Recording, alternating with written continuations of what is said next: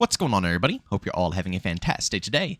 Now, ladies and gentlemen, I wanted to go ahead and put some time aside to make a video about this topic. Now, there are some other things I would enjoy to go ahead and discuss. So, as always, if you do enjoy what you hear today and want to see more content just like this or other commentaries, live gameplays, comparisons, all the stuff that we have planned in store for this channel, again, don't forget to subscribe, hit that bell.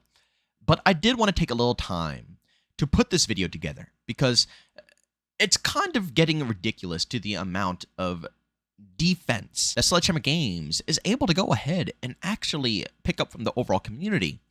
It almost seems like we forget about the past day in, day out. Every time a new Call of Duty game is released, launched, talked about, the second that official information comes clean to the world, everybody forgets about everything that has been done to us. And if you, anybody out there, wants to have a in-the-middle opinion, or you want to be cautious, you're a little optimistic, obviously, because let's be real here. Sledgehammer is apparently doing a lot of good stuff to this game. A lot of the problems that we said within Modern Warfare 2, 2022, are going to be resolved within the next title. So I get where people are trying to be positive. I get where a lot of the defensiveness is coming from in a lot of individuals out there. But I've been saying this since day one, and I'm going to keep saying it until the day I die. It's much better to go ahead and take your time and wait until the game launches, give it about a month or two of playtime, and then dive deep into a real opinion, instead of overhyping it before the game even launches. It's a harsh cycle, but that's what's going on right here, right now. A lot of people understand that we should be cautious, but it's almost like people are getting bullied into supporting this game, all because of the fact that Sledgehammer Games is fixing up a bunch of stuff. And I get it. If you're a hardcore Call of Duty fan and you've been ranting about this franchise for a while now and you're tired of the direction that it's going, you clearly want it to be better, right?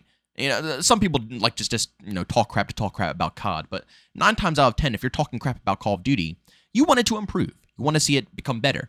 So to see something like this actually happen, to see Sledgehammer actually come out and communicate with their community and discuss stuff and fix things that we wanted, yeah, I get where people are being defensive over them. Because, like I just said, if you're a hardcore fan and, you've been angry about Call of Duty these past years, to hear and see what Sledgehammer is doing for Modern Warfare 3 would more than likely make an individual like that very happy. So to see people still being cautious about this game, to see people still thinking about the negatives, the negative possibilities, the negative outcomes of what can come along with Modern Warfare 3, it pisses them off. They can't stand that mindset, and like I said, they'll eventually try to bully you into being only optimistic, only being happy about the changes that are happening here, only being excited about the things that are going on here. And I'll say, I get where you guys are coming from, but I still think, as a community, we have to stand our ground when it comes to these games. To cave in so early just makes absolutely no sense, and I'm going to tell you exactly why. The history, the past of Call of Duty, the track record that Call of Duty has is not a good one. And to think that they will actually stick to their word, let alone make something that is a positive product, even though they're advertising it that way, it still makes me suspicious. You guys remember back in the day, Modern Warfare 3, Robert Bowling coming out on stage, saying, "F you, Last Stand, F you." You guys remember that? Something that was really obnoxious. It's been in multiple Call of Duty games, Call of Duty 4, it's been in World at War, Modern Warfare 2, I believe Black Ops 1, and then Modern Warfare 3 is dropping. And that is what they're highlighting. Again, the same type of advertisement that's going on with current-day Call of Duty, right? Am I wrong? Just like back in the day, they're hyping up features that we hated, that, we wanted to be changed. They hyped that up with Modern Warfare 3. Fast forward to current-day Modern Warfare 3, they're doing the exact same thing. They're going ahead and they're hyping up these features, hyping up things like, Ninja, and hyping up things like red dots on the minimap. All of the above, to go ahead and catch our interest. But once again, going back to what I was previously saying, that's how they hyped us up. They came out on stage, they were saying stuff like this, like, oh yeah, like I said, F you, Last Stand. And then what comes into Modern Warfare 3?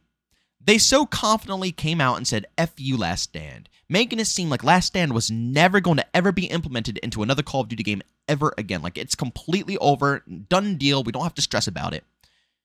And then they drop Dead Man's Hand within the same game at launch. This wasn't a feature that was added in later. This wasn't something that was implemented before, after they said F you last. No, this was from basically the main development stage of Modern Warfare 3. They've always had Dead Man's Hand. And they had the nerve to go out on stage, say F you Last Stand, while knowing they had something behind the scenes that was 10 times worse. For anybody who doesn't know what Dead Man's Hand is, basically it was a death streak. Wasn't it? I believe it was a death streak that allowed you to blow yourself up with a C4 if you're in Last Stand. So I guess it's not as toxic because you can't use a pistol to tap fire someone and do a little damage to them. But if you're in a good spot, you go down, someone wants to hunt you down, someone wants to pick up their kill. If they try to get into that building, you're blowing yourself up. So they didn't remove Last Stand. They didn't take it out of the game. They remade it. They rebranded Last Stand into something completely different. But they still advertised it. They still hyped up the community back in the day on Modern Warfare 3 by making it seem like Last Stand was completely being removed. No matter what form, no matter what state they tried to make Last Stand in, it was going to be removed. That's exactly how they advertised it, and we got a completely different deal. So my question to you guys is, how is this any different? How is anything that they're saying right now, even though I want to be positive, I get it. I get it. You know, we've been through so much crap with Call of Duty, and I know you guys want to be positive. I know you guys want something to be happy about. Me too. Don't you think I do as well? I make content all the time for Call of Duty. It's one of the main games I've been thriving with for my whole life. I love this franchise. I would love to see it turn around. I really would. But, like I said, what is stopping them from doing the exact same thing?